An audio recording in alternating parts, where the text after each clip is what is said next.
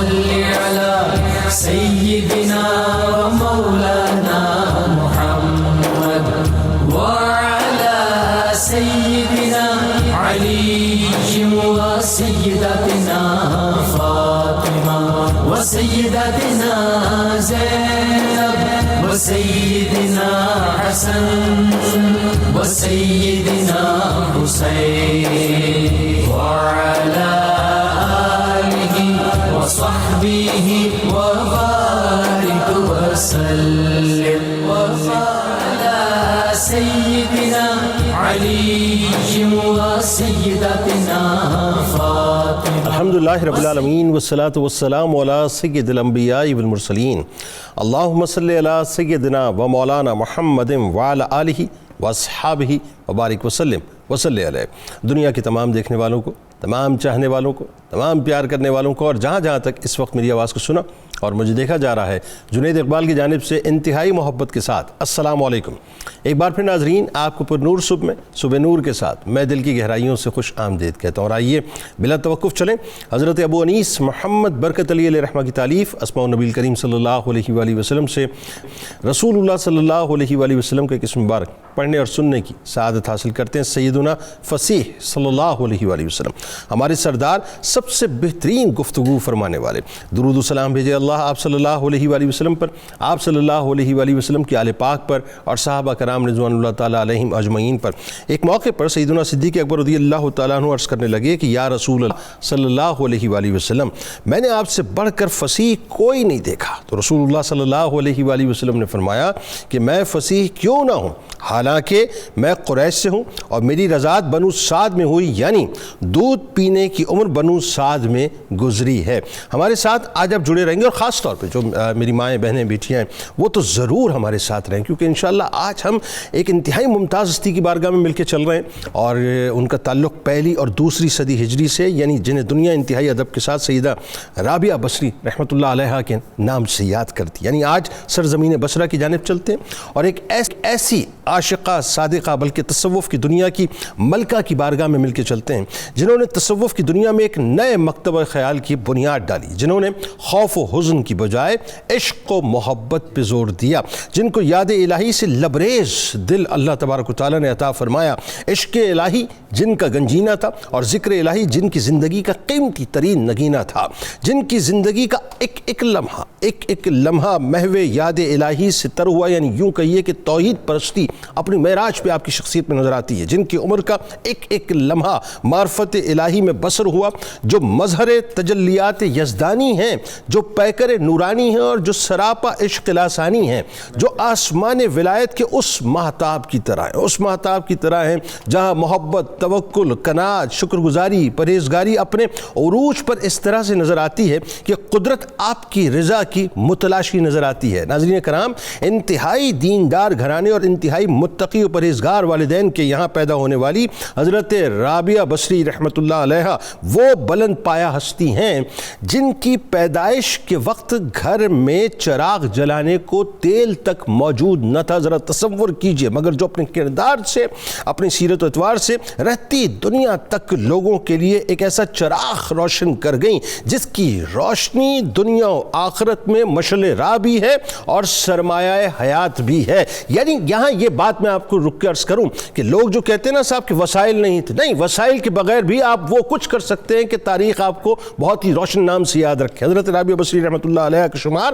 اسلام کی ان پاک باز خواتین میں ہوتا ہے جن کی پوری حیات طیبہ فقر و غنا سے عبارت ہے، جو فنا فی اللہ اور فنا فی الرسول کی اس اعلیٰ ترین منزل پر فائز ہے جہاں سوائے اللہ اور اس کے رسول صلی اللہ علیہ وآلہ وسلم کی رضا کے اور کچھ نہ تھا. حضرت رابعہ بصری رحمۃ اللہ علیہ جس ماحول میں آنکھ کھولتی ہے ناظرین، وہ تسلیم و رضا اور صبر و شکر سے عبارت تھا. آپ کے والد محترم زمانے کی سختیاں سہتے، فاقے کرتے اور نت نئے مصائب و آلام برداشت کیا کرتے تھے، مگر زبان پر کبھی حرف شکایت نہیں لایا کرتے تھے اور کسی کے آگے دست سوال دراز نہیں کیا کرتے تھے. ایسے عظیم الشان باپ کی بیٹی فطرتاً عابدہ بھی تھیں اور زاہدہ بھی تھیں. یہی وجہ ہے ناظرین کہ حضرت رابعہ بصری رحمۃ اللہ علیہ تصوف میں وہ ہستی ہیں جنہوں نے سب سے پہلے حب الہی کو مستقل اور محکم مسلک کی صورت میں پیش کیا۔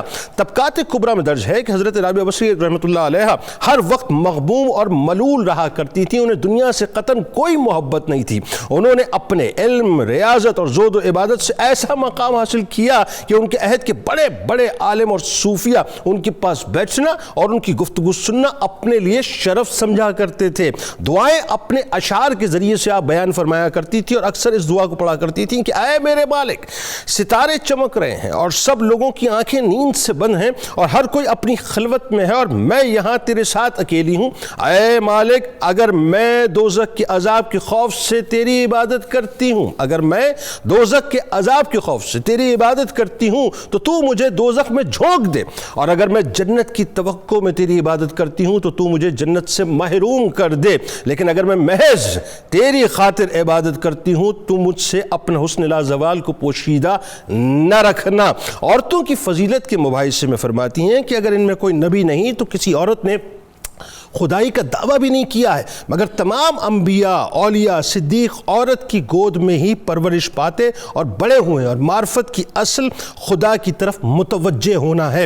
جب وہ عذاب دوزخ کا ذکر سنتی تھیں، یہ ان کی کیفیت تھی ناظرین، تو دیر تک اس کی دہشت کی وجہ سے رویا بھی کرتی تھی اور بے ہوش بھی ہو جایا کرتی تھیں۔ جب ہوش میں آتی تھیں تو توبہ میں مشغول ہو جایا کرتی تھی اور ان کا ایک سجدہ بہت طویل ہوتا تھا، ایون آنسوؤں سے جو ہے سجدہ گاہ جو ہے وہ تر ہوا کرتی تھی۔ زندگی کے آخری ایام میں آپ رحمۃ اللہ علیہ حد درجے عبادت میں اور ریاضت میں مشغول رہیں۔ غذا بھی آپ نے بہت کم کر دی تھی، زیادہ تر آپ پانی پر گزارا کیا کرتی تھیں، یعنی عشق الہی کے یوں سمجھ لیجئے کہ حالے کے اندر رہا کرتی تھی۔ ذوف کا عالم یہ تھا کہ نماز پڑھتے پڑھتے گر جایا کرتی تھی، تھوڑی سی غذا، تن ڈھانپنے کے کپڑے جو ہیں اس پر قناعت کرتی تھیں، اپنی جوانی، پوری جوانی اللہ کی رضا میں گزار دی تھی۔ حضرت رابعہ بصری رحمۃ اللہ علیہ دن رات میں ناظرین 1000 رکعت نماز ادا کیا کرتی تھیں، اور عالم یہ تھا کہ صرف اللہ کی عبادت، اللہ کی عبادت، اللہ کی عبادت، اور دنیا سے بے نیاز تھیں۔ کرتے ہیں کمال شخصیت صاحب حضرت رابعہ بصری رحمۃ اللہ علیہ کا جب نام نامی پکارا جاتا ہے، آپ محسوس کیجئے، ایسا لگتا ہے کہ جیسے ایک ٹھنڈی سی ہوا، ایک ٹھنڈی سی فضا جو ہے وہ آپ کو چھو کے جا رہی ہے، ایک ٹھنڈ کا احساس ہوتا ہے۔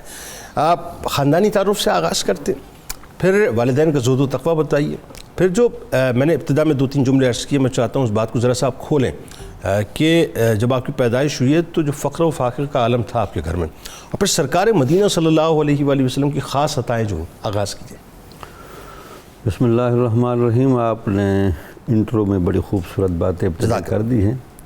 تو حضرت رابعہ بصری رحمۃ اللہ علیہ تصوف کی دنیا کا بہت بڑا شاہکار ہیں، اور تصوف کے دبستان کے بہت سارے افکار کی تشکیل میں آپ کا باقاعدہ نام آتا ہے۔ اللہ، یعنی تصوف کی بنیاد اگرچہ قرآن و حدیث سے نکلتی ہے، لیکن جن شخصیات نے آ کر اس تعمیر میں اپنا حصہ ڈالا اور ریاضات و مجاہدات کی بنیاد پر وہ ایک سوچ ڈیولپ کی، ان میں آپ کا نام بھی ایک نمایاں حروف میں ظاہر ہوتا ہے۔ سبحان اللہ۔ ابتداً عام طور پر سمجھا یہ جاتا ہے کہ غریبوں کے ہاں، ناداروں کے ہاں شاید صلاحیتیں نہیں ہوتی، تو یہ غریب اور نادار خاندان کی وہ گوہر نابزار ہیں کہ جب یہ زمانہ عروج پر آئیں تو بڑے بڑے اولیاء اور علماء ان کی زیارت کرنے کے لیے آتے تھے۔ اللہ۔ اب ان کی ابتدا کیسے ہوئی؟ ایک بات ہمیشہ یاد رکھیں کہ اللہ تعالیٰ کا نظام قدرت بھی چل رہا ہوتا ہے، لیکن والدین کی نیکی اور تقوی کا بھی بہت گہرا کردار ہوتا ہے بے شک بچے کی تشکیل سازی میں۔ تو آپ ابھی پیدائش کے مراحل کی جب قریب آتی ہیں تو آپ کے والد کے بارے میں یہ مشہور تھا کہ وہ فقر و فاقہ کے باوجود بھی زہد و تقوی کی بہت اعلیٰ زندگی گزارتے تھے۔ اللہ۔ اور آپ سے پہلے آپ کی 3 بہنیں تھیں، چوتھی بہن آنے لگی ہے، لیکن والد صاحب کے ہاں اور والدہ کے ہاں کوئی مایوسی کا سامان نہیں۔ اللہ۔ تو ہماری وہ مائیں بہنیں اور وہ والدین جو دیکھ رہے ہیں، کیا اچھی بات بتا اگر رہے ہیں۔ اللہ تعالیٰ بیٹیاں دے تو اللہ تعالیٰ بیٹیوں کو اور اللہ کے نبی ان کو رحمت کہتے ہیں۔ اللہ۔ تو اللہ کا ایک نظام قدرت ہوتا ہے، بچیاں آ جائیں بچے آ جائیں، مکس آ جائیں، تو اس پر اللہ تعالیٰ کے نظام کے مطابق صبر بھی کرنا چاہیے، بے شک، اور ان کی تربیت بھی کرنا اور چاہیے، شکر کرنا چاہیے۔ شکر کرنا ہم چاہیے۔ جس کو چاہتے ہیں بیٹیاں دیتے ہیں، جس کو چاہتے ہیں بیٹے دیتے ہیں، جس کو چاہتے ہیں دونوں دیتے ہیں، جس کو چاہتے ہیں بانج رکھتے ہیں، یہ قدرت کا نظام ہے، یہ بالکل قدرت، ٹھیک۔ ہاں بالکل ٹھیک۔ اب جب آپ کے آنے کے آثار پیدا ہوئے، وہاں کچھ مظاہر کہنا چاہیے، اور آپ کے والد کی بزرگی کے اثرات بھی ظاہر ہوئے۔ تو آپ کی والدہ نے آپ کے والد کو کہا کہ رات کا ٹائم ہے، بچی کے پیدا ہونے کے امکانات آ رہے ہیں، تو گھر میں روشنی بھی نہیں ہے، تو ایسا ہو سکتا ہے کہ آپ ساتھ کے ہمسایوں سے کہیں روشنی لے کر آئیں۔ چراغ تو رات چونکہ کافی بیت چکی تھی، تو آپ نے پہلے تو تھوڑا تعجب سے اپنی بیگم کو دیکھا، پھر بعد میں ذرا دلاسا دیتے ہوئے ذرا ساتھ ہمسائے کے پاس گئے بھی صحیح، لیکن انہوں نے کوئی زیادہ دلچسپی کا اظہار نہ کیا۔ پھر آپ خاموشی کے ساتھ جب واپس آ گئے، تو آپ اس رات بہت افسردہ بھی تھے، اور اس بات پر تھوڑا یہ ایک بتقاضۂ بشریت پریشان بھی تھے۔ تو لیکن اس رات کو ایک ہمیشہ یاد رکھیں، جب آزمائش عروج پر آتی ہے، رحمت ہمیشہ آ جاتی ہے۔ یعنی جب اندھیرا اپنے کلائمیکس پہ ہوتا ہے، تب اجالے کی جو ہے کرن پھوٹتی ہے، کرن پھوٹ پڑتی ہے۔ تو آپ کے والد اسی رات پھر سو گئے۔ حضور نبی اکرم صلی اللہ علیہ وسلم کو ہمیشہ یاد رکھے، اللہ تعالیٰ کی رحمت اور اللہ کے نبی کی رحمت ہر وقت دیکھ رہی ہوتی ہے اللہ کہ کس کو کس موقع پر کس طرح نوازنا ہے۔ اللہ اللہ اللہ اللہ تو آپ حضور نبی اکرم صلی اللہ علیہ وسلم خود چل کر تشریف لائے، اللہ، اور آپ کو پہلا تو یہ دلاسا دیا کہ ایک تو پہلی مبارک یہ ہو کہ آپ چوتھی بچی کے پیدا ہونے پر صبر میں ہیں، سبحان اللہ، اور ساتھ یہ بتایا کہ یہ اللہ تعالیٰ کا بہت بڑا انتخاب ہے، یہ آپ کی صاحبزادی، اللہ یہ ولایت تامہ کے مقام پر فیض، اللہ، اور علم و معرفت کا ایک بہت بڑا ان سے فیض ظاہر ہوگا، اللہ، اور اس کو دنیا یاد رکھے گی۔ اللہ۔ تو یہ کہنے کے بعد وہ تھوڑا ان کی جب کیفیت دیکھی کہ آپ بڑے پریشان ہوئے، رات کا واقعہ بھی بڑا افسوسناک تھا، تو لامالا ایسے مراحل بھی پیچیدہ ہوتے، اور روشنی نہ ہو تو پھر غمگینی ہوتی ہے، اور ساتھ یہ بھی پتہ تھا کافی عرصے سے فاقہ چل رہا ہے۔ تو آپ کو کہا کہ آپ کوئی جو ایک غیرت ایمانی ہے اور فقر پسندی ہے، اس کا آج آپ کو انعام دے رہے ہیں کہ آپ اس طرح کی ترکیب کریں، آپ والی بصرہ کے پاس میری طرف سے جائیں، اپنے طور پر نہیں، میری طرف سے جائیں، ٹھیک ہے، اور ان کو جا کر کہیں کہ آپ میری بارگاہ میں ہر روز 100 مرتبہ درود و سلام پیش کرتے تھے، ٹھیک، اور جمعرات کی رات کو 400 مرتبہ پیش کرتے تھے، ٹھیک، اس مرتبہ وہ 400 مرتبہ کا درود و سلام میرے پاس نہیں آیا۔ اللہ، ایک تو مجھے اس کی وجہ بتائیں کہ وہ ناگا کیوں ہوا، دوسرا اس ناگے کی تلافی کا جب آپ کا دل کرے، تو یہ جو میرا فقیر آیا ہے خط لے کر، اس کو آپ 400 دینار دے دیں، اللہ، آپ اس کو 400 دینار دیں گے، آپ کی طرف سے 400 مرتبہ درود و سلام میرے پاس آ جائے گا۔ اللہ اکبر۔ تو آپ جب اس بادشاہ کو باقاعدہ خط لکھا اور اس کو جب ملے، تو بادشاہ کی آنکھوں میں آنسو بھی آ گئے۔ اس نے کہا اللہ کے نیک بندے ایسے بھی ہیں جن کے خوابوں میں حضور نبی اکرم صلی اللہ علیہ وسلم نہ صرف ملتے ہیں بلکہ ان کے ذاتی حالات میں بھی اتنے انوالو ہوتے ہیں۔ اللہ، اور پھر والی بصرہ کا خود کا مقام کیا ہوگا؟ خود کا مقام کیا؟ وہ اس پر حیران ہوا، اس نے کہا جی مجھے اس پر خوشی ہے کہ مجھے یہ بتایا گیا ہے اس بارگاہ میں یاد کیا گیا، اس بارگاہ میں میں حاضر ہوتا ہوں اور میری وہاں رجسٹری بھی ہے۔ سبحان اللہ۔ تو پھر اس کے بعد اس نے آپ کو 400 دینار دیے، اور اس خوشی میں 10,000 دینار فقراء میں تقسیم بھی کیے۔ سبحان اللہ۔ جب آپ وہ دینار دے کر واپس آ رہے ہوں گے، آپ اس زبان حال کو تو چیک کریں کہ آپ کیا کہتے ہوں گے کہ اللہ تعالیٰ نیکوکاروں کو کیا انعام دیتا ہے، اللہ اکبر، اور کیا فضل فرماتا ہے۔ سبحان اللہ۔ اور وہ جو قرآن کی آیت ہے وَمَن يَتَّقِ اللَّهَ يَجْعَلْ لَهُ مَخْرَجًا وَيَرْزُقْهُ مِنْ حَيْثُ لَا يَحْتَسِبُ۔ اللہ، تقوی وہاں سے رزق لے کر آتا ہے جہاں سے بندے کا وہم و گمان بھی نہیں ہوتا۔ سبحان اللہ، اس کا تجربہ آپ کی زندگی میں ہو رہا سبحان، ہے۔ کیا خوبصورت، کیا حسین تمہید باندھ دی ہے ڈاکٹر صاحب آپ نے۔ آپ سلامت رہیں، آج کا دن تو آپ نے بنا دیا ماشاءاللہ، کیا خوبصورت تمہید ہے ڈاکٹر صاحب۔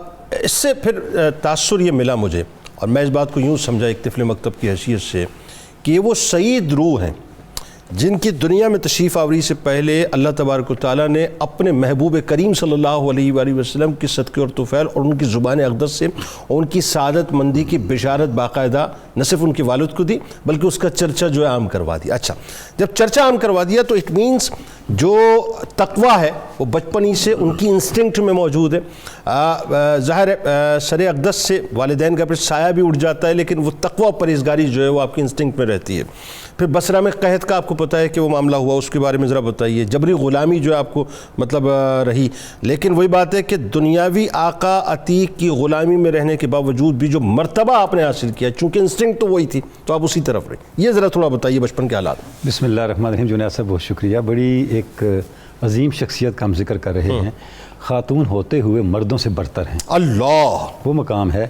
جنید صاحب جب آپ رابعہ بصری کا ذکر کرتے ہیں تو جو وصف سر فہرست آپ کے ذہن میں آتا ہے وہ ہے اخلاص، سبحان یعنی اخلاص کی انتہا پہ آپ کو رابعہ بصری نظر آتی ہے۔ اللہ، یعنی جو واقعہ آپ کی ذات کے ساتھ جڑا ہوا ہے امیجیٹ، جیسے ہی آپ رابعہ بصری کا ذکر کرتے ہیں آپ کو لگتا ہے رابعہ بصری جا رہی ہیں، ایک ہاتھ میں آگ ہے اور ایک ہاتھ میں پانی ہے۔ اللہ، پوچھنے والے نے پوچھا مائی صاحبہ یہ کیا، یہ کدھر جا رہی ہیں اور آپ نے کیا سامان اٹھایا ہوا ہے؟ فرماتی ہیں میں یہ چاہتی ہوں کہ جو لوگ جہنم کے ڈر سے اللہ کی عبادت کرتے ہیں تو میں جہنم کو بھی بجھا دوں، اللہ، اور جو جنت کی طلب سے کرتے ہیں لوگوں کو اس سے بھی مستغنی کر دوں، اللہ، اور لوگ اللہ کو صرف اللہ کے لیے پکاریں۔ کیا اچھی بات یعنی اخلاص کا کیا درجہ ہے۔ جنید صاحب یہ وہ لوگ ہیں جنہوں نے اسلام کی ویلیوز کو، جیسے ابھی ڈاکٹر صاحب فرما رہے تھے، جو بنیادی اخلاقی ویلیوز تھیں اسلام کی، ان کو اس انتہا پہ پہنچا کے عمل کیا کہ ہمارے لیے ایک آئیڈیل سیٹ کر دیا۔ بالکل، میں ایک واقعہ عرض کرنا چاہوں گا۔ این میری شمیل بہت بڑا نام ہے علمی دنیا کا، جرمنی کی خاتون تھی اور اتنی بڑی عالمہ تھی اسلام، تصوف، علوم اسلامیہ کی، کہ ان کے بارے میں کہتے ہیں اگر ان کا علم 100 آدمی میں تقسیم کیا جاتا تو ہر شخص عالم بن جاتا۔ وہ پاکستان تشریف لائیں اور انہوں نے یہاں ایک لیکچر دیا، وہ لیکچر مجھے بھی سننے کا موقع ملا۔ اس میں انہوں نے بات کی علامہ اقبال پر۔ جب بات کی تو بعد میں کوسچن آنسر کا سیشن ہوا تو کسی نے سوال کیا این میری شمیل صاحبہ آپ اقبال کے پیچھے اتنا لگی ہوئی، اقبال تو بات کرتا ہے مرد مومن کی اور آپ خاتون ہیں، اقبال نے تو مرد مومن کی بات کی ہے۔ اب جو جواب دیا شمیل نے، اس نے کہا آپ نے اقبال کے مرد مومن کو سمجھا نہیں، اقبال کا مرد مومن ہے فاطمہ الزہرا، سبحان اللہ، اقبال کا مرد مومن ہے رابعہ بصری، اللہ اکبر، اقبال کا مرد مومن ابو جہل نہیں ہے، یہ جو ابو لہب نہیں ہے، یہ جو رابعہ بصری جیسی شخصیات ہیں جنید صاحب، انہوں نے بتایا مردانگی کس کو کہتے ہیں۔ واہ، مردانگی کہتے ہیں اخلاص کو، مردانگی کہتے ہیں للہیت کو، واہ، مردانگی کہتے ہیں خدا کے پا لینے کو۔ اللہ، اب ان کی اب زندگی کو دیکھیں، جیسے ابھی آپ نے ارشاد بچپن کے حالات، بچپن سے ہی آپ کو وہ آثار نظر آتے ہیں۔ آپ یتیم ہو گئیں اور بچپن سے ہی آپ کے والدین کا سایہ سر سے اٹھ کے حالات کا عالم ہو گیا علاقے میں، اور ایک غربت اور پورا ماحول قحط قحط کی وجہ سے ظاہر ہے وہ ماحول اور بڑھ گیا نا، پریشانیاں اور بڑھ گئیں۔ تو آپ کو اس زمانے کے کسی سرمایہ دار کی خادمہ کے طور پہ کام کرنے کا جو بن گیا اور اس کی غلامی اختیار کرنی پڑ گئی۔ اب اس کے اندر بھی آپ نے اپنے تقویٰ کو اور اپنی للہیت کو اور اللہ کی اطاعت اور اللہ کی طلب کے سفر کو بچپن سے اتنی شدت سے جاری رکھا۔ جنید صاحب آپ دیکھیں کہ آپ کے آقا نے آپ کو کسی کام کے لیے بھیجا، آپ کام کے لیے جا رہی ہیں، راستے میں ایک نامحرم پہ نگاہ پڑی تو راستہ بدلنا چاہا تو گر پڑی، جب گر پڑی تو ہاتھ بھی شکستہ ہو گیا، ہاتھ بھی ٹوٹ گیا، تو وہاں دعا کی اے اللہ میں غریب بھی ہوں، نادار بھی ہوں اور اپنی مالک بھی نہیں، اللہ، کسی کی مملوک ہوں، اللہ، ہاتھ بھی میرا شکستہ، اللہ، لیکن میں سب پہ راضی ہوں، اللہ، بس مجھے تیری طلب ہے اور تیری یاد کی طلب ہے، اور ایک ہی سوال ہے کہ تیری طلب کی توفیق مجھ سے سلب نہ ہو۔ اللہ، آپ کو بشارت دی گئی کہ تو نے یہ صبر کیا، وہ وقت آئے گا کہ تیرے چرچے دنیا دیکھے گی، اللہ، اور تو دنیا کے لیے سراپا رہنمائی بن جائے گی۔ اب جنید صاحب یہ پورا سفر آپ دیکھیں کہ باوجود اس کے کہ آپ کے معمولات آپ کے کنٹرول میں نہیں تھے، آپ کے اختیار میں نہیں تھے، اس کے باوجود آپ اللہ کی یاد، عبادت، زہد، اس کے یہ معمولات آپ نے ترک نہیں کیے۔ یعنی ایسا بھی ہوا کہ آپ کے مالک جو آقا تھا ایک دن اس نے دیکھا رات کو کہ چراغ میں بجھا کے سویا ہوں تو روشنی کس بات کی؟ روشنی کس بات کی ہے؟ تو اس نے دیکھا ایک کونے سے روشنی آ رہی ہے۔ جب کونے پہ دیکھا تو وہاں دیکھا تو سیدہ حضرت رابعہ بصری جو ہیں وہ عبادت میں ہیں، سر بسجود ہیں، اور جہاں آپ عبادت کر رہی ہیں وہاں ایک نور نظر آ رہا ہے۔ اللہ، اچھا جنید صاحب آپ دیکھیں یہ قرآن مجید ہے کہ اگر تم اللہ کی طرف آؤ گے یجعل لکم نورا تمشون بہ، اللہ تمہیں نور عطا کرے گا، اس نور کے ساتھ تم لوگوں میں چلو پھرو گے۔ اللہ کا وعدہ ہے، سبحان اللہ، اللہ کا وعدہ ہے، سبحان، کیا مطلب آپ نے جوڑا ہے؟ اور یہ 2 مقام پہ ارشاد ہوا ہے۔ دوسری جگہ یہ ارشاد ہوا یا ایھا الذین آمنوا اتقوا اللہ وآمنوا برسولہ یؤتکم کفلین من رحمتہ ویجعل لکم نورا تمشون بہ۔ اگر تم تقوی کے بعد میرے رسول پر ایمان لانے میں مزید پختہ ہو گئے، اللہ تمہارے اجر کو دگنا بھی کرے گا اور تمہیں وہ نور دے گا جس کے ساتھ تم چلو پھرو گے۔ اللہ، یعنی تم چلو گے تمہارے ساتھ نور ہوگا۔ سبحان اب اللہ۔ دیکھیں وہ نور کبھی تو روحانی اور کبھی حقیقی بن جاتا ہے، اللہ اور یہ کئی صوفیاء کے ساتھ مشاہدہ اللہ ہے۔ اللہ اللہ۔ تو جب اس سے دیکھا کہ آپ اس نور کے اندر ہیں اور آپ ایک دعا کر رہی ہیں، دعا کیا کر رہی ہیں؟ اے اللہ میں اپنی مالک نہیں ہوں، میرا مالک کوئی اور ہے، اگر میں اس کی مملوک نہ ہوتی تو میں تیری عبادت اس سے بھی بڑھ کے کرتی۔ اللہ، اس نے اگلی صبح کہا کہ میں نے تو آپ کو پہچانا نہیں، مجھے معافی دے دیں، آپ کا جی چاہے یہاں رہیں، آپ کا جی چاہے چلی جائے۔ بالکل ٹھیک ہے۔ تو یہ جو ہے تقویٰ کا نور جو نیسا ان لوگوں نے ہمیں بتایا کہ یہ باتیں نہیں ہیں، یہ باتیں نہیں، یہ زندگی کے حقائق ہیں۔ اب آپ کی ہمت ہے کہ آپ ان حقائق کو کتنا اچھا، زندگی کا اس حصہ میں جو بناتے ڈاکٹر صاحب ایک بڑی اہم ترین بات ہے اور میں چاہتا ہوں ذرا سا اس پہ تھوڑا سا آپ بھی کامنٹ فرمائیے کہ یہ جو تقویٰ یہ کیا ہے؟ یہ ایکچولی وہ جو آپ نے بات فرمائی نا ابتدا میں، اخلاص، یعنی اگر میں اس کو بہت آسان کر کے لوگوں کو سمجھاؤں کہ انتہائی پیور، انتہائی ٹرانسپیرنٹ، انتہائی خالص، جس کے اندر ذرا سی بھی دنیا کی آمیزش نہیں ہے، یعنی غیر اللہ کی آمیزش ہی نہیں ہے نا۔ اور آپ دیکھیے کہ توحید پرستی، دیکھیں یہاں ایک بہت زبردست پیغام آج اس پروگرام سے انشاءاللہ جائے گا صوفیہ کے حوالے سے، جو لوگوں کے ذہنوں میں مسکنسیپشنز ہیں۔ آپ یہ دیکھیے کہ جس صوفیزم کی بنیاد رابعہ بصری رحمۃ اللہ علیہ نے رکھی ہے وہ ہے ٹوٹل توحید پرستی کے اوپر، کہ عشق الہی کے علاوہ جو ہے عشق رسول دوسری کو بات ہی نہیں۔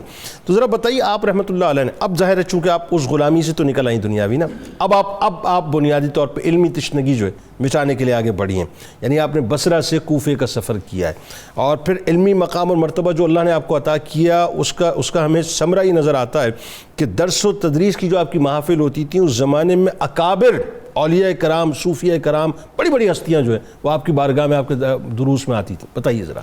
جی بسم اللہ الرحمن الرحیم۔ بڑی خوبصورت گفتگو حضرت سیدہ رابعہ بصریہ العدویہ رحمۃ اللہ تعالی علیہ کے حوالے سے ہو رہی ہے۔ دل میں ہو یاد تیری گوشہ تنہائی ہو، پھر تو خلوت میں عجب انجمن آرائی ہو۔ تو یہ وہ ہستیاں ہیں جنہوں نے ذکر الہی، محبت الہی، زہد اور تقوی میں ایک مقام پیدا کیا۔ اور قرآن حکیم میں جیسے اللہ رب العزت نے فرمایا کہ من عمل صالحا من ذکر او انثی وَهُوَ مُؤْمِنٌ فَلَنُحْيِيَنَّهُ حَيَاةً طَيِّبَةً، کہ جس نے نیک عمل کیا اور جو ہماری طرف آیا، چاہے وہ مرد ہو یا عورت ہو، وہاں کوئی ایسی کلاسیفیکیشن نہیں ہے کہ مرد کو مقام دیا جائے گا اور عورت کو معروم رکھا جائے گا۔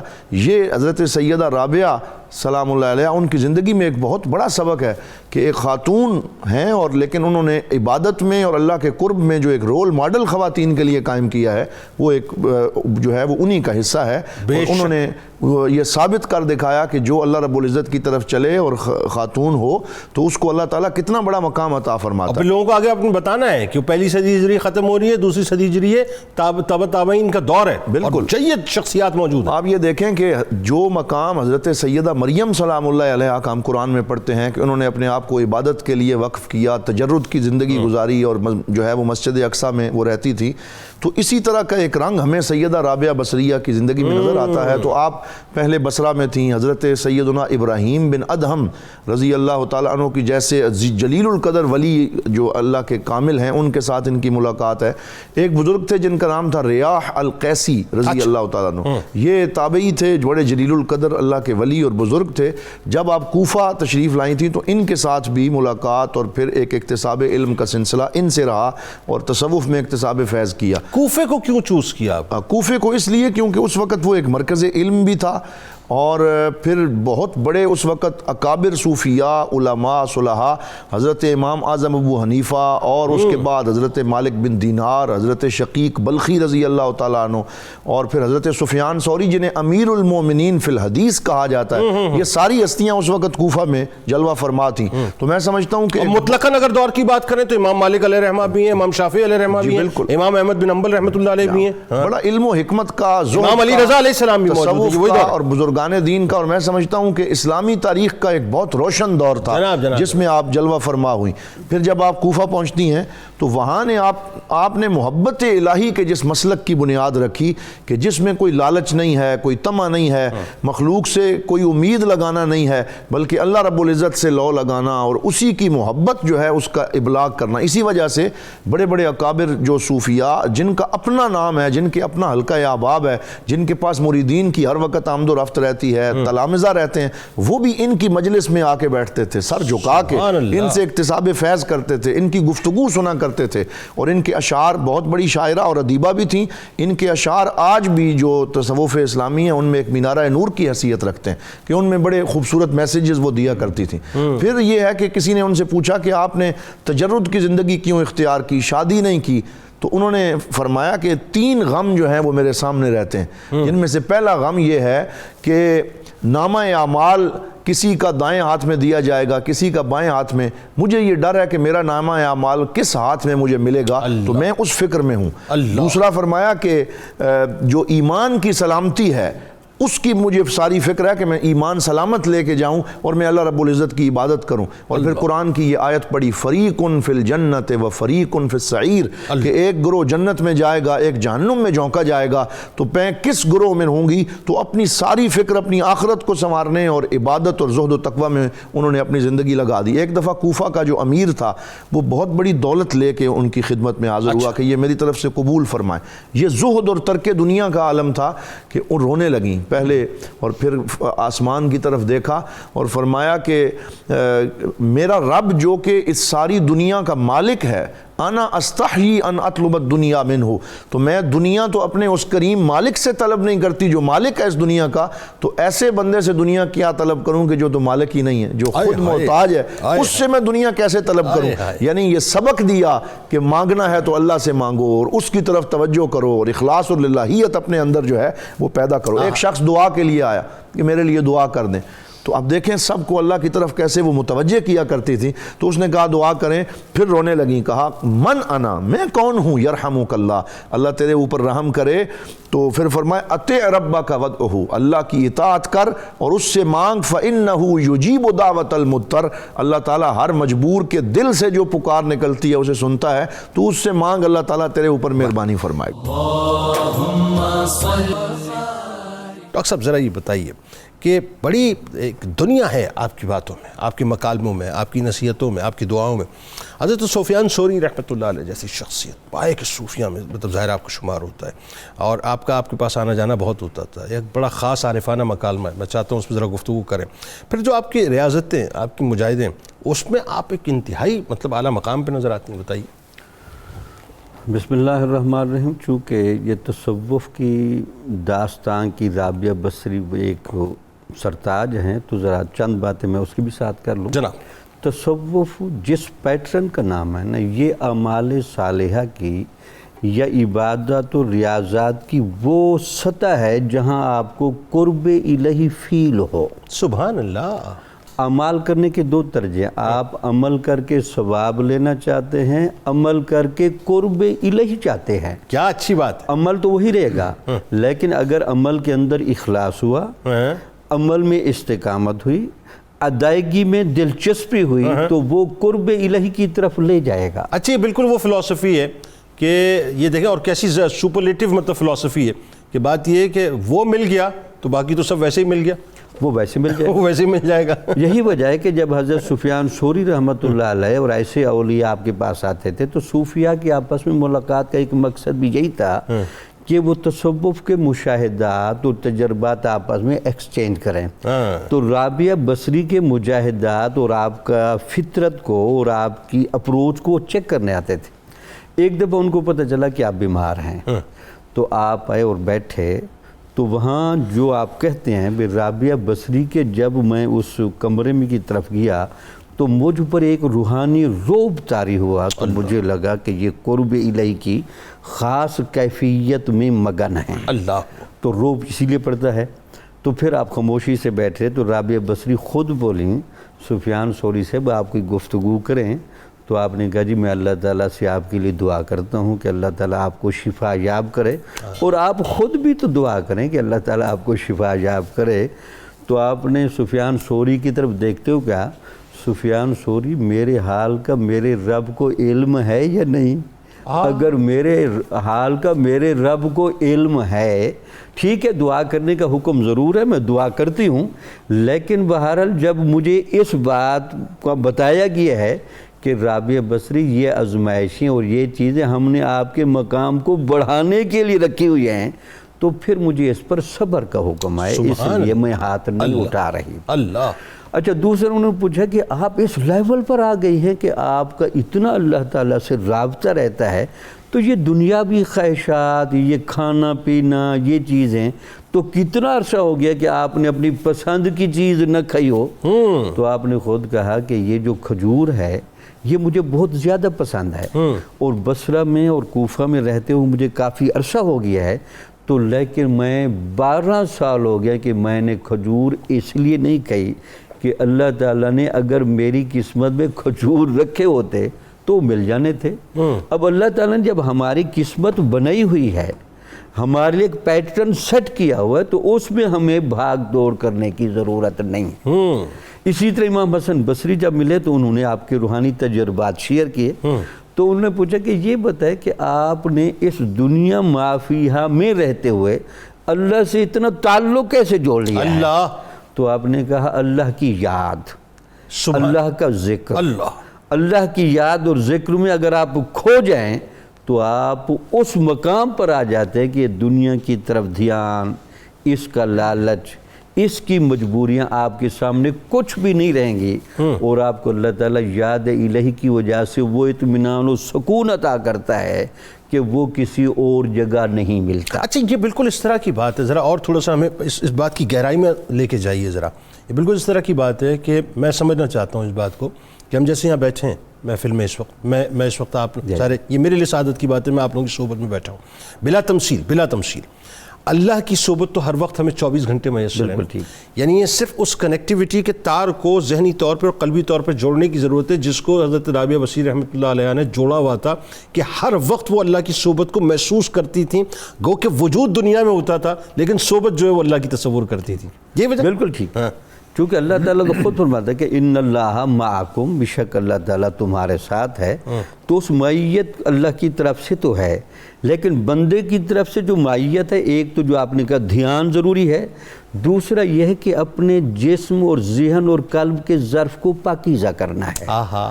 تو جب آپ اپنے جسم کو، ذہن کو اور قلب کو ایک پاکیزگی کی اعلیٰ سطح پر لاتے ہیں تو وہ معیت الہیہ باقاعدہ فیل ہوتی ہے کہ اللہ تعالیٰ ہمارے ساتھ۔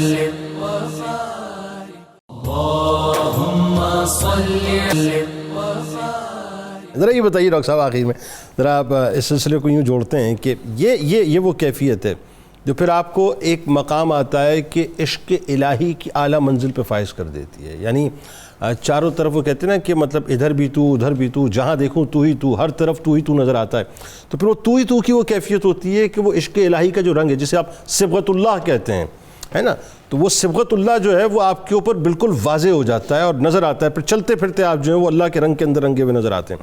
تو وہ جو رنگ ہے پھر آپ کو اس رنگ کے اندر ایک اور بات خاص نظر آتی ہے کہ وہ رنگ آپ کو اللہ کی جہاں محبت میں انتہا کو پہنچاتا ہے، وہی محبت آپ کو اللہ کے خوف میں مبتلا کر دیتی ہے کہ یار ناراض نہ ہو جائے، وہ ناراض نہ ہو جائے، اور پھر دنیا آپ کے لیے ہیچ ہو جاتی ہے، اس سے بے رغبتی ہو جاتی ہے، بس آپ کہتے ہیں کہ تو ہی تو ہے، تیری طرف میری نگاہ۔ بتائیے ذرا۔ جی جنید صاحب بڑا اچھا آپ نے ان کو کنیکٹ کیا، بنیادی طور پہ عشق الہی انسان کو ما سوا سے مستغنی کرتا ہے، ٹھیک ہے نا جی۔ عجب چیز ہے لذت آشنائی، دو عالم سے کرتی ہے بیگانہ دل کو، اللہ عجب چیز ہے لذت آشنائی۔ میں نے اس لیے کہا نا کہ حقیقی زہد عشق الہی سے پیدا ہوتا ہے۔ دیکھیں آپ کے انتقال کا وقت آیا تو سارے لوگ آپ کے پاس موجود تھے، بڑے بڑے مشائخ موجود تھے، تو آپ نے فرمایا آپ لوگ نکل جاؤ اور آنے والے کے لیے جگہ خالی کرو۔ ان کا کیا مطلب؟ فرمایا ملائکہ آ رہے ہیں، دروازہ بند کر دو۔ جب باہر نکلے تو آواز آئی یا ایھۃ النفس المطمئنہ ارجعی الی ربک راضیۃ مرضیہ فادخلی فی عبادی وادخلی جنتی۔ اے نفس مطمئنہ اللہ کی طرف آ جا، اللہ تجھ سے راضی، تو اللہ سے راضی۔ اللہ یعنی اس پہ آپ کا انتقال ہوا، جو اس بات کی علامت ہے کہ آپ نے کس طرح عشق الہی میں زندگی گزاری اور اللہ کی محبت کے سپرد کس طرح اپنے آپ کو کیا۔ وہ کنیز نے جو آپ سے کہا تھا نا، بڑا موسم اچھا تھا کہ باہر آ کے دیکھیں کہ سانے کی صنعت، اب آپ دیکھیں یہی ہے، اب پرائرٹیز ہیں نا، آپ نے فرمایا آپ صنعت کو دیکھو، میں سانے کو دیکھ رہا ہوں، میں سانے کو دیکھ رہی ہوں، اب مخلوق کو دیکھو، میں خالق کو دیکھ رہا ہوں، یہ درجہ ہے۔ آپ دیکھ حسن بصری واز کہتے تھے اور ان کی مجالس میں بڑے بڑے لوگ آتے تھے۔ ایک مرتبہ ایسا ہوا رابعہ بصری بھی جاتی تھی، رابعہ بصری نہیں گئی تو ان کا واز پھیکا تھا۔ جب واز ختم ہوا تو شرکاء نے کہا حضور والا آج کوئی نکتہ، کوئی معرفت، اللہ بات نظر نہیں آئی۔ فرمایا آج رابعہ نہیں تھی۔ انہوں نے کہا رابعہ کا اس سے کیا تعلق؟ فرمایا ہاتھیوں کی غذا چیونٹیوں کے آگے نہیں رکھی جاتی۔ اللہ اکبر، اللہ اکبر، اللہ ہاتھیوں کی غذا ہاتھی ہضم کر سکتے ہیں، تم یار مرغ کے انجیر نیست۔ مولانا روم نے کہا نا بر سماہ راست ہر کسرہ چیر نیست، کہ اس بات کو سننے کے لیے ہر ایک کے پاس کان نہیں ہے، اللہ، کیونکہ انجیر ہر پرندہ ہضم نہیں کر سکتا، ہر بندہ ہر پھل ہر غذا ہضم نہیں کر سکتا، اللہ اکبر، جس کے لیے بڑا ہاضمہ چاہیے، بڑا ظرف چاہیے، اور رابعہ بصری کے پاس وہی ظرف تھا، اور یہ ظرف آتا ہے عشق الہی سے۔ آپ دیکھیں مالک بن دینار، شقیق بلخی اور حسن بصری بیٹھے ہیں، اور سیدہ زینب ان کے پاس، حسن رابعہ بصری کے پاس بات چالنے کی صدق پہ، صدق کیا ہوتا ہے؟ تو مالک بن دینار نے کہا صدق یہ ہے کہ بندے کو اگر اللہ کی طرف سے کوئی تکلیف پہنچے تو بندہ صبر کرے۔ واہ۔ حضرت شقیق بلخی نے کہا کہ بندہ اللہ کی نعمتوں پہ شکر کرے۔ سبحان اللہ، یہ یعنی ہر ایک نے اپنی اپنی تعریف کی۔ ٹھیک، اچھا، تو آپ نے فرمایا یہ تعریفیں درست نہیں ہیں، اچھا، تو سب نے کہا جی آپ بتائیں پھر کیا تعریف ہونی جن کو چاہیے؟ کہہ اب رہی ہیں دیکھیں وہ پھر عشق الہی سامنے آ گیا۔ اللہ اکبر، آپ نے فرمایا صدق یہ ہے کہ بندہ اللہ کے ایسے مشاہدے میں ہو تکلیف ہی نہ لگے۔ اللہ، انہوں نے کہا یہ نکتہ آپ نے کہاں سے نکال لیا؟ اللہ اکبر، آپ نے فرمایا قرآن مجید میں زنان مصر کا ذکر تم نے نہیں پڑھا؟ ہاں، یوسف سامنے آئے، دوسرا کوئی نہیں، خود ہاتھ کاٹ رہی ہیں اور پتہ نہیں کیا کر رہی ہیں۔ اللہ اکبر، اللہ جب یہاں یہ حال ہے ہاں، تو دیدار جبکہ وہ تو الہی پیغمبر کے ہے۔ کیفیت کا کیا حال ہوگا؟ اللہ اکبر، یعنی دیکھیں تکلیف آپ اپنے آپ کو دے رہے ہیں اور دیدار کی وجہ سے پتہ نہیں چل رہا۔ مولا کائنات کی نماز آپ سبحان دیکھیے اللہ، نا، وہ کیفیت جو ہے سبحان کہ تم اللہ، اللہ کو نہیں دے، اللہ تو تمہیں سبحان دیکھ رہا ہے، وہ اس کیفیت میں کہ وہ اللہ کو دیکھ رہے ہیں۔ ہاں، حضرت رابعہ نے فرمایا کہ وہ اپنی تکلیف خود کو نہیں محسوس کر رہی، تو محبوب کی تکلیف کو آپ محسوس کر رہے ہیں، اور اللہ، شکر بھی کر رہے ہیں اور صبر بھی کر رہے اللہ، ہیں۔ اللہ، یہ کیا بات ہوئی؟ اللہ اللہ اللہ، اب آپ دیکھیں جنید صاحب جہاں سے اپنی بات کا آغاز کیا تھا، قرآن مجید کے تصورات کو صوفیاء نے حقیقت بنا کے دکھایا۔ ہاں، یہ اصل بات ہے، یہ بات، یہ اتنے بڑے آئیڈیلز ہیں، آپ یہ نہیں کہہ سکتے قرآن مجید تو رسول اللہ پہ اترا تھا، رسول اللہ نے عمل کیا، وہ تو پیغمبر تھے، ہم پیغمبر تھوڑے ہی ہیں، ہم پیغمبر تھوڑے ہی ہیں، ٹھیک، یہ پیغمبر نہیں تھے یہ لوگ، لیکن انہوں نے ان آئیڈیلز کو ریئلائز کر کے دکھایا بالکل کہ یہ پاسبل ہے اور آپ نے اس سوسائٹی کو بنانا ہے بالکل یا مورالٹی اس سٹینڈرڈ پہ۔ آپ تینوں احباب کا بہت شکریہ، آپ تشریف لائے۔ اجازت دیجیے صاحب، لیکن چلتے ہیں کتاب الشفا کی جانب۔ سورہ یاسین کی فضیلت آپ کو بتلاتے ہیں کہ جو شخص سورہ یاسین کی تلاوت کا معمول بناتا ہے تو نزا کے وقت تمام تکالیف سے بچ جاتا ہے اور اسے ایمان کی حالت میں موت آتی ہے۔ حضرت رابعہ بصری رحمۃ اللہ علیہ کا قول مبارک ہے کہ دنیا میں کسی عورت کو نبی کا منصب تو نہیں ملا، مگر یہ فخر عورت کو ہی حاصل ہے کہ اس کی گود میں ہی انبیاء، صدیقین، صلحاء اور شہداء نے پرورش پائی ہے، یہ کوئی کم مرتبہ نہیں ہے۔